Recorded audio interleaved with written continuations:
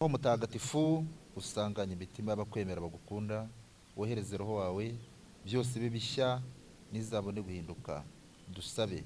Imana umenyesha abakwemera Roho Mutagatifu, turagusaba kubwirizwa nawe no gukunda ibitunganye no kunogerwa nawe iteka kubwa Yesu Kristo umwami wacu. Amen.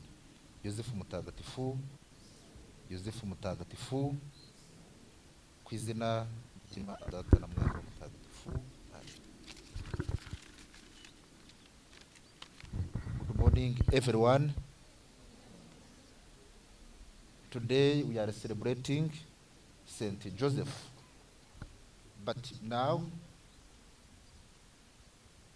I'll be talking about the value of hard work in my speech.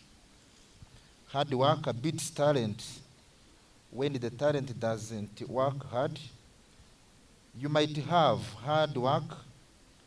This famous quote by Kevin Durant, elaborating upon the value of hard work. Do you know the billionaires and the successful people? We have hard work so much about work more than the average person. Let me, for example, present you with the story of some successful personalities who made it big with their passion and hard work. For example, Elon Musk is the one of the most successful entrepreneurs of the 21st century. Do you know how much time he put into his work? Let me tell you that Elon Musk is known to put it at least 80 or 120 hours a week, which is almost double the amount of work an average person put it into work. And CEO and founder of Jeff Bezos put it in 12 hours working day during Amazon's year days and did this in 7 days a week.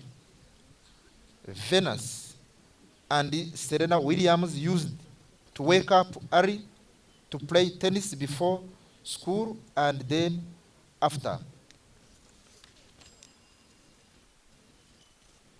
And I present you some quotations of hard work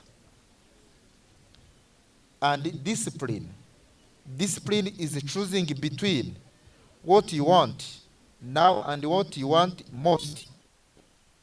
Plan are only good intentions unless they immediately degenerate into hard work. The way to get started is to quit talking and doing. Do not whine, do not complain. Work harder. Developing a good work ethic is a key. Apply yourself, and whatever you do, whether you are a janitor and taking fast, because that ethic will be in everything you do in your life. For today, thank you so much, and you will have the good games, different games.